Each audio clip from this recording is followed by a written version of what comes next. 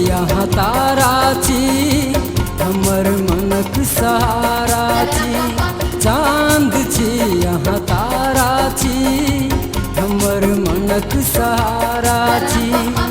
रूप के वर्णन कहे अजना, रूप के वर्णन कहे अजना जना, एही दुनिया सारा छी। चाँद छी यहाँ तारा छी, हमर मनक सहारा छी। चाँद छी यहाँ तारा छी, हमर मनक सहारा छी।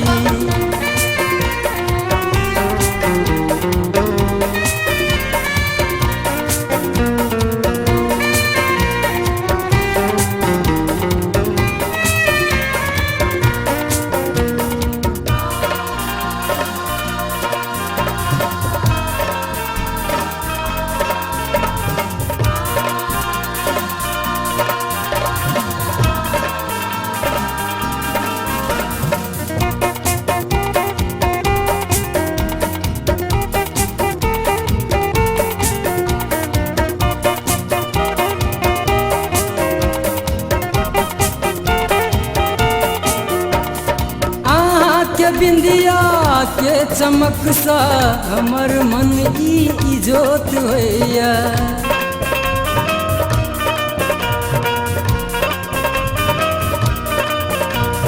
आहा के बिंदिया के चमक सा हमर मन ई इजोत होइया। ठोरक लाली देख वहाँ के हमर धड़कन बढ़ैया। देख कसूरत लागल, देख कसूरत लागल जना, एही मनक प्यारा छी। चाँद छी यहाँ तारा छी, हमर मनक सहारा छी। चाँद छी यहाँ तारा छी, हमर मनक सहारा छी।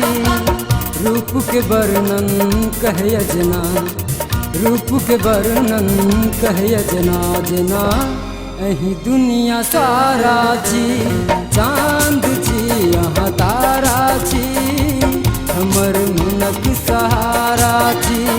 चाँद छी यहाँ तारा छी, हमर मनक सहारा छी।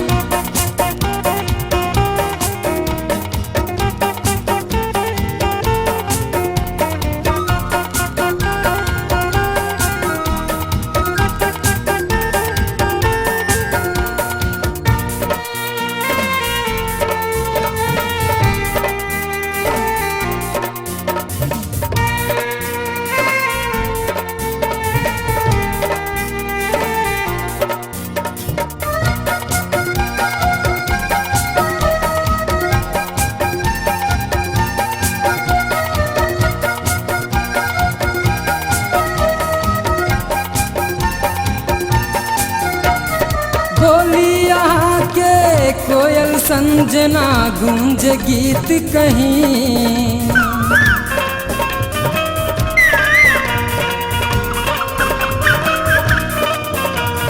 बोलिया के कोयल संजना गूंज गीत कहीं। फूल के महक वर्षा के रिमझिम सब कुछ छी यहीं। आह प्रेमक सागर, आह प्रेमक सागर, हम ओई के किनारा छी। चाँद छी यहाँ तारा छी, हमर मनक सहारा छी।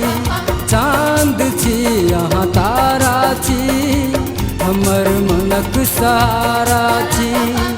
रूप के वर्णन कहे अजना, रूप के वर्णन कहे अजना जना, एही दुनिया सारा छी। चाँद छी यहाँ तारा छी, हमर मनक सहारा छी।